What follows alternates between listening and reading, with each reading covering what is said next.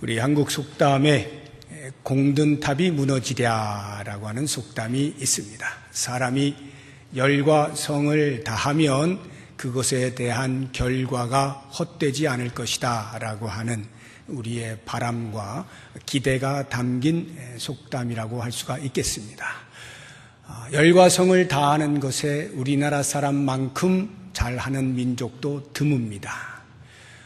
아시는 것처럼 새벽에 나가보면 5시만 돼도 얼마나 길이 환한지 모릅니다. 차가 상당히 많이 있습니다.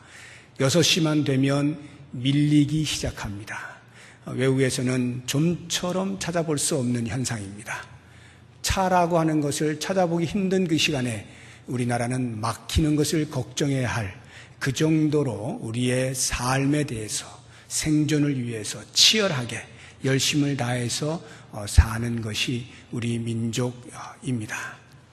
자녀의 교육의 부분에 있어서도 공을 들이는 것에는 타의 추종을 불허합니다.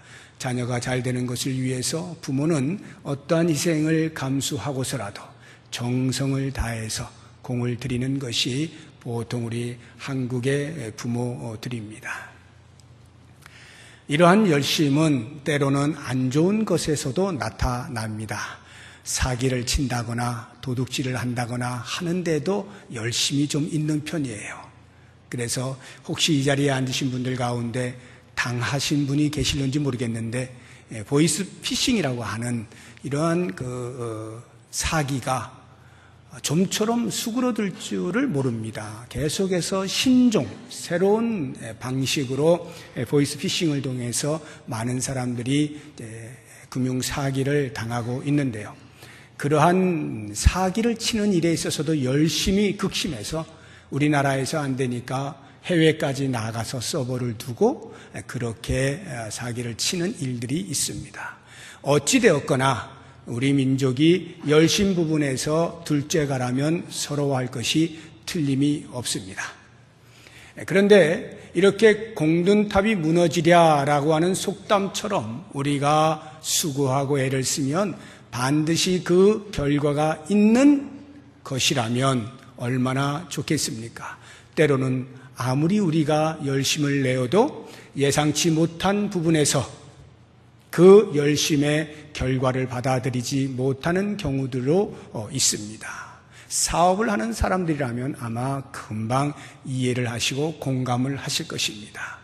나는 분명히 밤낮을 가리지 아니하고 사업의 번성을 위해서 열심을 다했는데 결과적으로는 더 축소가 되어지는 경우도 없지 않는 것입니다. 이것이 인간이 갖는 한계인 것 같습니다.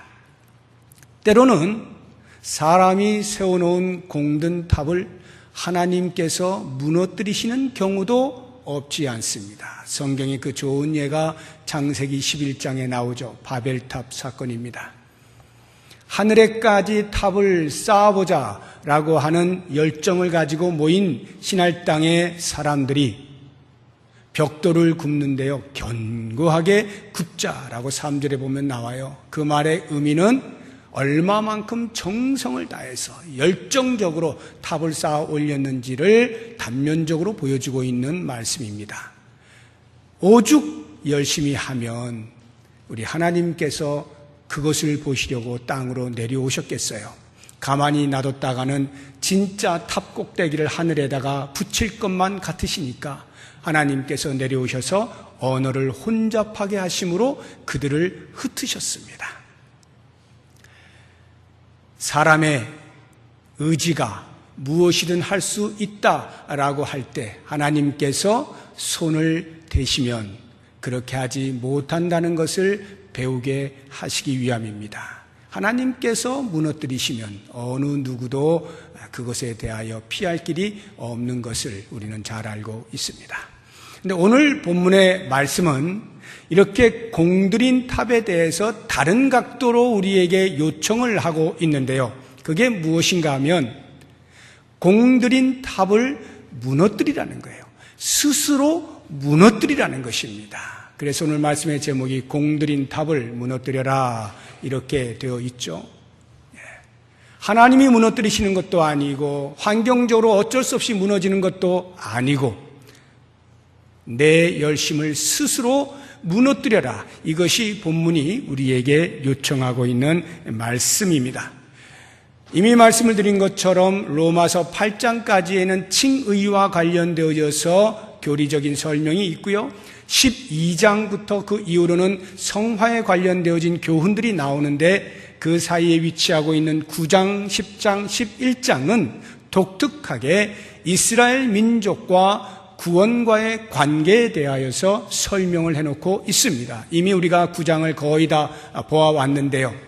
하나님의 택하심을 따라 하나님의 전적인 주권하심을 따라 구원이 일어난다라고 할 때 왜 하나님께서 택하신 이스라엘 민족이 하나님의 구원으로부터 멀어질 수밖에 없었느냐라고 하는 것을 알려주는 것이 9장, 10장, 11장입니다. 오늘 말씀에 보면 그 자세한 이유가 나와요. 이스라엘이 왜 하나님이 베푸신 구원에 실패하였는가? 한마디로 이야기하면 자신들의 의지의 행위에 의지를 했기 때문이다라고 하는 것입니다. 오늘 말씀 9장 31절, 32절을 보십시오. 의의 법을 따라간 이스라엘은 율법에 이르지 못하였으니 어찌 그러하냐? 이는 그들이 믿음을 의지하지 않고 행위를 의지함이라. 유대인들은 자신들의 행위로 구원받을 수 있다라고 생각을 하고 열심을 다해서 하나님께서 자기들에게 주신 율법을 지키려고 몸부림을 쳤던 사람들입니다. 얼마만큼 그들이 율법에 대해서 강력하게 지키려고 애썼느냐라고 하는 부분을 누가복음 18장에 보면 성전에 올라가 기도하는 두 사람의 비유 속에서 바리새인과 세리가 있었죠. 세리는 고개도 쳐들지 못하고 푹 숙이고 나는 죄인입니다 라고 기도하고 있는 반면에 바리새인은 고개를 들고 서서 떳떳하게 나는 다른 사람들과 같지 아니함을 감사합니다. 저 토색하는 사람들, 간음하는 사람들, 불의를 행하는 사람들과 같지 아니함을 감사합니다. 저기에 있는 저 세리와도 같지 않음을 감사합니다. 나는 일주일에 2번씩 금식 기도를 하고 소득의 11조를 꼬박꼬박 내고 있습니다. 이렇게 하나님께 자신의 의를 드러내고 기도하고 있는 모습은 그 당시에 어느 한 사람의 예가 아니라 보편적으로 유대인들이면 누구나가 다 율법에 성실하되 율법보다 더 정확하고 더 철저하게 자기들이 만들어서까지 지키려고 하는 그런 열심이 있었던 사람들입니다. 그런데 이러한 열심에 대하여 사도 바울이 평가하는 것은 10장을 보시면 2절에 내가 증언하노니 그들이 하나님께 열심히 있으나 올바른 지식을 따른 것이 아니니라. 바울은 그들에게 열심히 있다는 것을 인정해 줍니다. 자기 자신이 그랬었거든요. 적어도 예수 그리스도를 알기 전 사도 바울은 바리새인 중에 바리새인입니다. 그 열심으로 하면 어느 누구에게도 뒤지지 않습니다. 예수 믿는 사람이 유대교에 반대한다 하여서 멀리까지 잡으러 갔을 만큼 열심히 있었던 사도 바울입니다. 그러니까 이 바울이 생각할 때 자기 동족이 얼마만큼 열심히 있었는가에 대해서는 물어볼 것도 없는 것입니다. 그런데 중요한 것은 그것이 올바른 지식을 따른 것이 아니다라고 하는 데 있는 것입니다. 올바른 지식이 무엇입니까?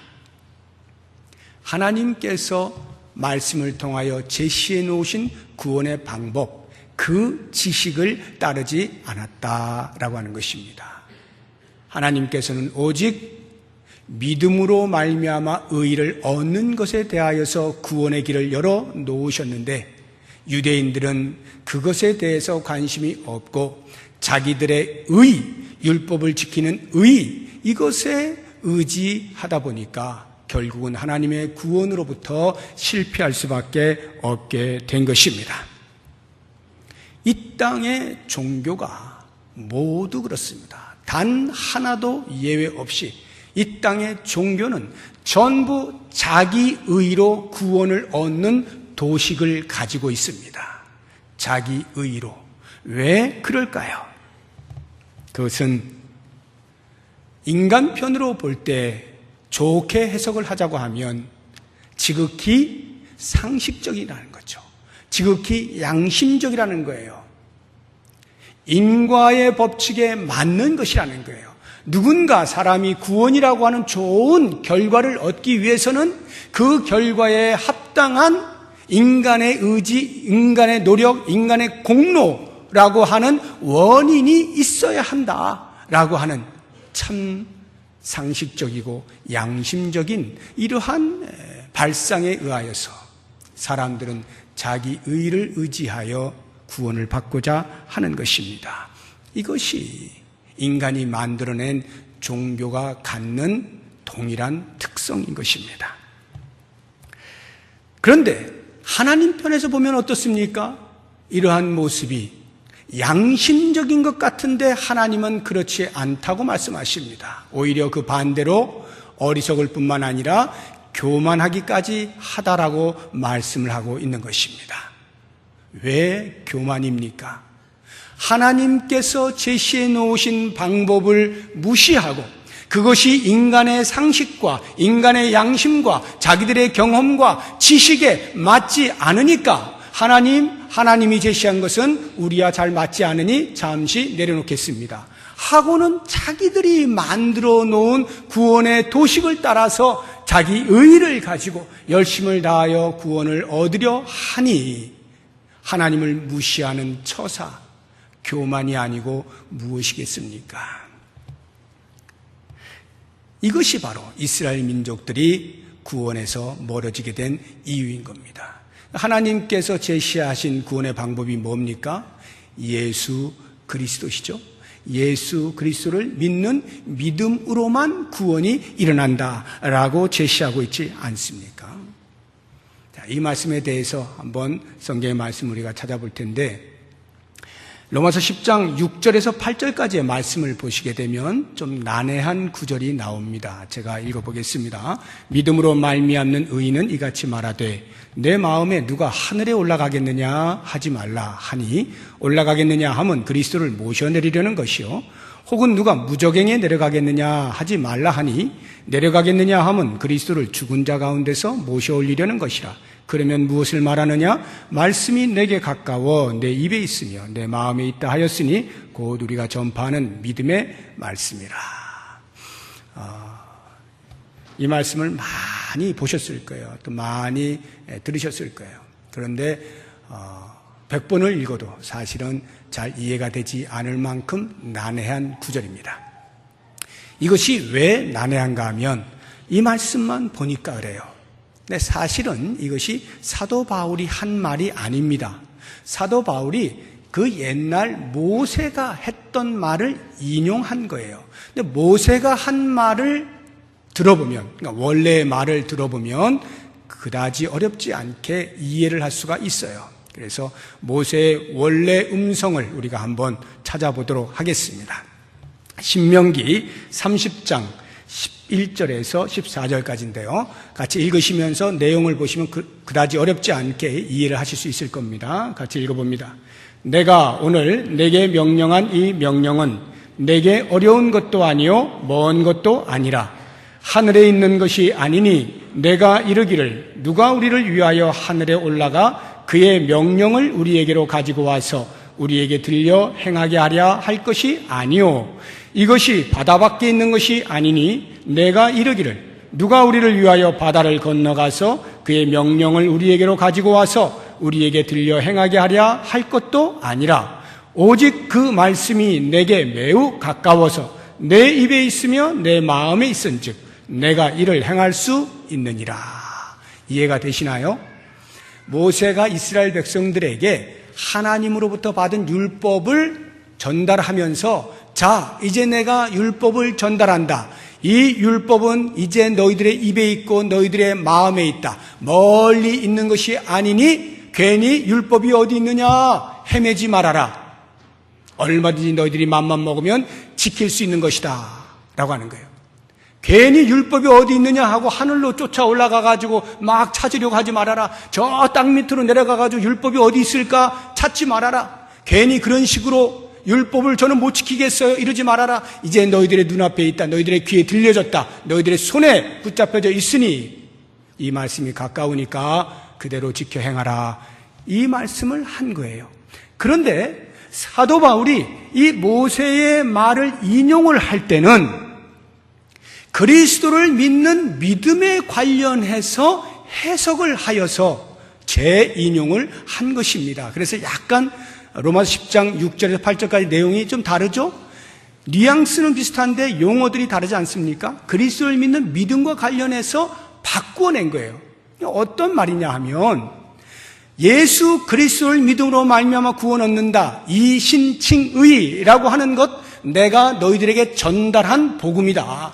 너희들이 듣지 못한 자가 없다. 다 들었다. 그런데 그리스도가 어디 있느냐 하고 하늘로 올라가지 말아라. 그리스도는 이미 하나님에 의하여 이 땅으로 보내심을 받은 자다. 그리스도를 찾는다고 저 무적행 땅 아래까지 찾아가지 말아라. 이미 예수 그리스도는 죽음의 권세를 이기시고 부활하신 분이시다. 그 예수 그리스도, 그 그리스도로 말미암는 구원의 은혜, 믿음으로 말미암아 구원 얻는다는 이 복음을 내가 너희들에게 이미 전하였다. 그러니 괜히 그리스도가 어디 있을까 여기저기 찾아 헤매면서 우리가 그리스도를 만나지 못해서 믿지 못하였노라 핑계대지 말아라 이 말이에요. 근데 인간들이 어떻게 한다는 거예요? 유대인들이. 그리스도가 눈앞에 있는데, 사도 바울 이전에도 이미 그리스도가 그들과 함께 살았는데 그 그리스도를 계속해서 무시하고 십자가에 못 박아 죽이기까지 하면서 거부하고 엉뚱한 데 가서 그리스도가 어디 있느냐 계속 메시아를 기다리면서 우리의 구원자를 우리는 열심을 다해 이렇게 찾고 있다. 이런 엉뚱한 소리 하지 말라는 거예요. 인간들은 끊임없이 자기 어떠한 노력으로 하늘에까지 올라가서 구원자가 되시는 그분을 끌어내리려고 한다 이거죠. 저 땅 밑에까지라도 찾아가서 그 노력을 해서 그리스도를 끌어올리려 한다 이 말이에요. 그러한 노력으로 내가 구원을 받았다라고 하는 말을 하고 싶어 한다는 거죠.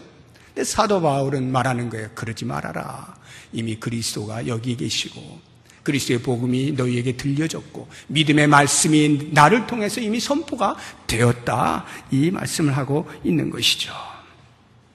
그래서 하나님께서 제시하신 이 복음, 예수 그리스도를 믿음으로 말미암아 구원 얻는다라고 하는 이 부분, 이것이 너무도 쉬워서 인간들이 오히려 그것을 붙잡지 않으려고 하는 거예요. 왜냐하면 자기의 체면 때문에, 인간의 체면이 공짜로 무엇인가를 받는다라고 하는 것에 대하여서 별로 기분이 좋지가 않은 거예요.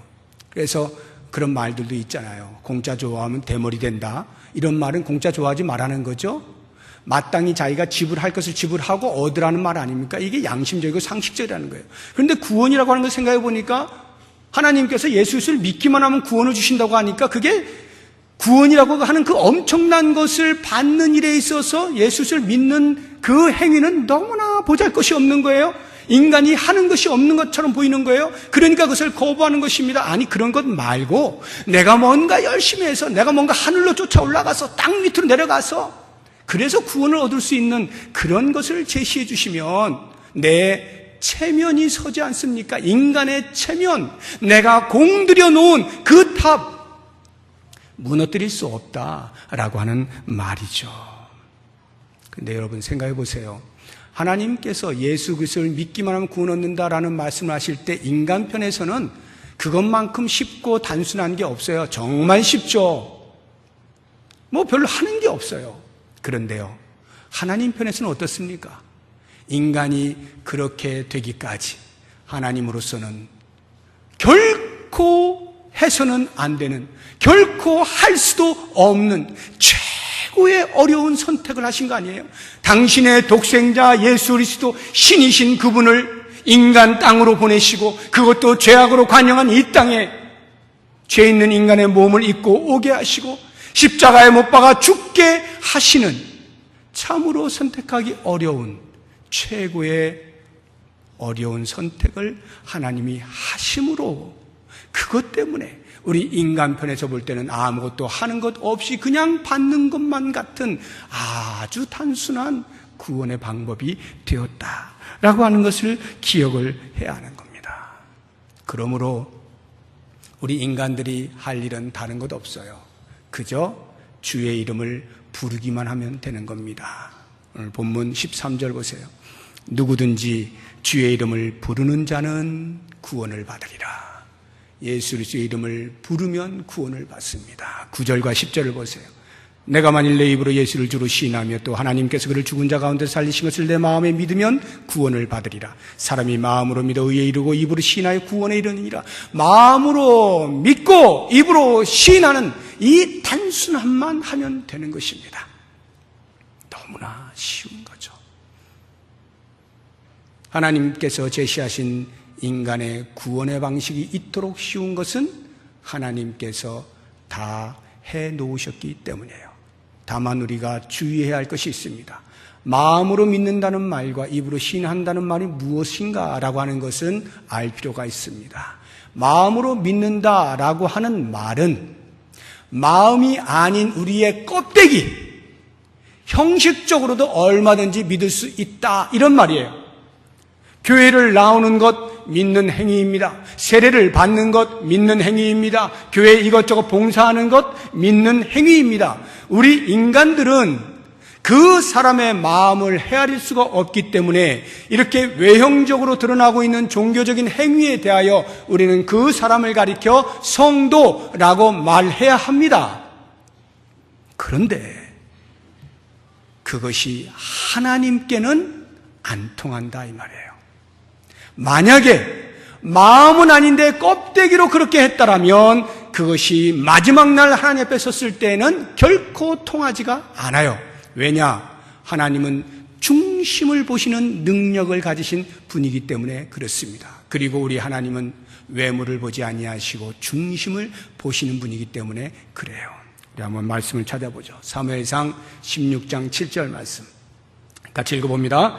여호와께서 사무엘에게 이르시되 그의 용모와 키를 보지 말라. 내가 이미 그를 버렸노라.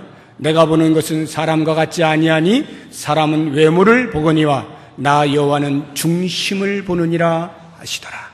사람은 외모를 보고 평가할 수밖에 없는 한계가 있지만 우리 하나님께서는 중심을 보실 수 있는 능력이 있으신 분이기 때문에 우리가 예수 그리스도를 믿는다라고 하는 것은 믿음의 외형적 행위가 아닌 우리의 마음에서부터 진정한 고백이 있어야 한다 이 말이에요. 여기에 구원이 일어난다라고 하는 것입니다. 그러면 입으로 시인한다는 것은 뭘까요? 우리가 마음으로 믿기만 하면 되지 뭐 입으로까지 굳이 시인을 해야 되는가? 아닙니다. 입으로 시인을 해야 돼요. 왜냐하면 그 입으로 시인하는 것을 통하여서 그 말을 듣는 사람들이 저 사람은 하나님 나라에 속한 사람이로구나. 저 사람은 예수를 왕으로 모시는 사람이로구나. 저 사람은 그래서 이렇게 사는구나 라고 하는 것을 알게 되기 때문에 그렇습니다. 우리의 삶의 존재 방식과 행함에 대하여서 증거가 되어지는 고백을 먼저 해야 되는 거예요. 우리가 입으로 시인할 때 하나님이 시인하시고 우리가 만약 입으로 부인하면 하나님도 부인하셔요. 우리 마태복음 찾아보겠습니다. 10장 32절, 33절 같이 읽어봅니다. 누구든지 사람 앞에서 나를 시인하면 나도 하늘에 계신 내 아버지 앞에서 그를 시인할 것이요. 누구든지 사람 앞에서 나를 부인하면 나도 하늘에 계신 내 아버지 앞에서 그를 부인하리라. 우리의 사람 앞에서의 시인 예수 그리스도가 나의 주님이십니다. 9절 말씀 보세요.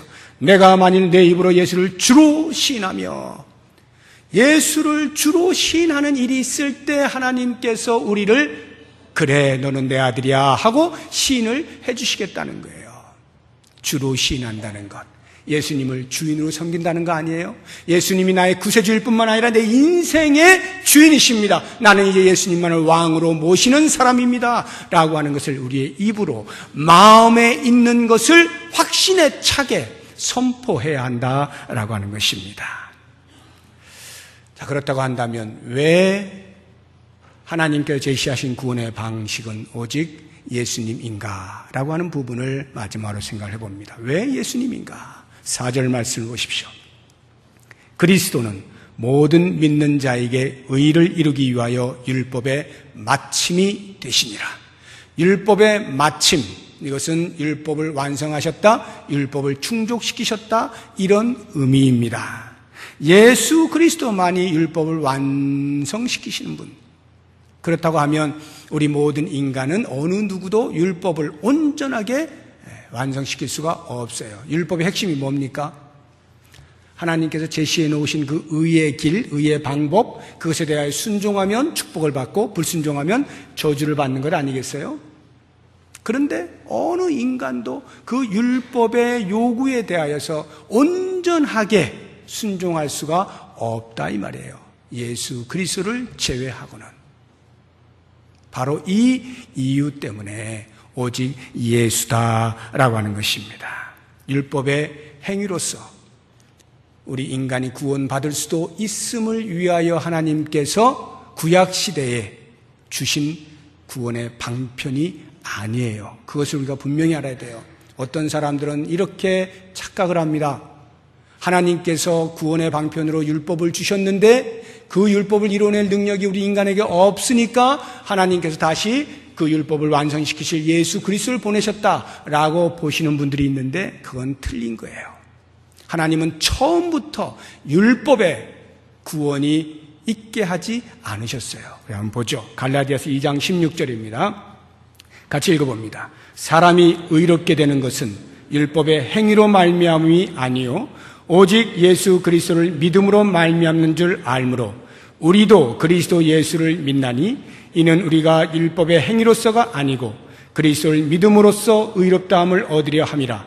율법의 행위로서는 의롭다함을 얻을 육체가 없느니라. 율법의 행위로서는 구원을 얻을 육체가 이 땅에 어느 누구도 없는 것입니다. 그렇다고 한다면 왜 하나님께서는 율법을 이스라엘 민족에게 주셨을까? 이 부분을 우리가 해결을 해야 되겠죠. 율법을 주신 이유는 우리 인간의 죄됨을 율법을 통하여 보라고, 발견하라고, 죄를 깨달으라고 율법을 주신 겁니다. 로마서 3장 20절 말씀 같이 읽어봅니다. 그러므로 율법의 행위로 그의 앞에 의롭다 하심을 얻을 육체가 없나니 율법으로는 율법이 있어서 기준이 있으니까 내가 지금 잘못하고 있구나 하는 것을 발견하라는 거예요. 물론 율법 때문에 그 선한 율법이 있다 보니까 우리의 죄를 억제하는 기능도 없지는 않습니다. 그러나 그것은 잠깐일 뿐 영원한 치료책이 될 수가 없어요. 죄 억제가 죄를 없애주는 것은 아니기에 여전히 남아있는 우리 인간의 이 죄, 율법으로 말미암아 그것이 더 선명하게 드러나 버렸어요. 그래서 그 율법 때문에 우리는 우리 스스로에게서 구원 얻을 힘이 없는 것을 깨닫게 되어지고 은혜의 보좌 앞에 나아가게 된다. 그리스도 앞으로 나아가게 된다. 이것이 바로 율법의 기능이다라고 하는 것입니다. 갈라디아서 3장 24절 말씀 같이 읽어봅니다. 이같이 율법이 우리를 그리스도께로 인도하는 초등교사가 되어 우리로 하여금 믿음으로 말미암아 의롭다함을 얻게 하려 함이라. 율법을 주신 이유는 예수 그리스도에게만 구원이 있음을 알게 하시기 위하여 은혜의 보좌 앞으로 인도해가는 역할로서 율법이 존재한다라고 하는 것입니다. 이제 말씀을 정리해 보겠습니다. 사랑하는 성도 여러분, 오늘 말씀의 제목이 공들인 탑을 무너뜨리라입니다. 이 공들인 탑은 그 당시에 이스라엘 민족만 세운 것이 아니라 오늘날에도 많은 현대인들이 자기의 구원을 위하여 공을 들여 탑을 세우곤 합니다. 자신의 양심을 지키고 상식을 지키고 자신의 체면을 살리기 위해서라도 적어도 구원을 받으려면 이 정도의 수고는 해야지라고 하면서 온갖 고행을 다하고 온갖 선행을 다하면서 그것으로 구원받을 수 있을 것처럼 생각을 하지만 성경은 말합니다. 인간의 구원은 그렇게 이루어질 수 없다. 오직 하나님께서 예비해 놓으시고 제시하신 예수 그리스도로 말미암는 믿음으로만 구원이 가능하다 말씀하고 있어요. 그러므로 이 그리스도를 붙잡는 믿음의 자리에서부터 멀어지게 만드는 내가 세운 공로, 공들여 세운 탑, 이것을 먼저 무너뜨리는 것이 중요해요. 스스로 무너뜨려야 됩니다. 이것을 무너뜨리지 않는 한 아무리 예수 그리스도를 붙잡으려고 해도 이것이 발목을 붙잡는 거예요. 그러므로 내 공로를 무너뜨리십시오. 스스로 어찌할 수 없는 존재임을 인정하시고 인지하십시오. 그랬을 때 비로소 예수 그리스도가 보이기 시작하고 그리스도로 말미암는 구원의 길이 얼마나 찬란한가 하는 것을 발견하게 됩니다. 이 그리스도를 믿는 믿음으로 말미암아서 영원히 변치 아니하는 하나님으로부터 오는 구원을 받아 누리실 수 있는 우리 모두가 될 수 있기를 주의 이름으로 축복합니다. 기도하겠습니다. 하나님 아버지, 여전히 우리 안에서 구원의 근거를 찾고 싶어하는 우리의 상식과 양심을 벗어버리기를 원합니다. 하나님을 대적하는 인간의 교만에 빠뜨려지지 않게 하여 주옵시고 겸손히 주께서 예비해 놓으신 예수 그리스도로 말미암는 구원의 놀라운 소식 믿음으로 받아 누릴 수 있도록 하시고 그래서 그 하나님께 영광을 돌리는 겸손한 삶이 있게 하여 주시옵소서. 예수님의 이름으로 기도드립니다. 아멘.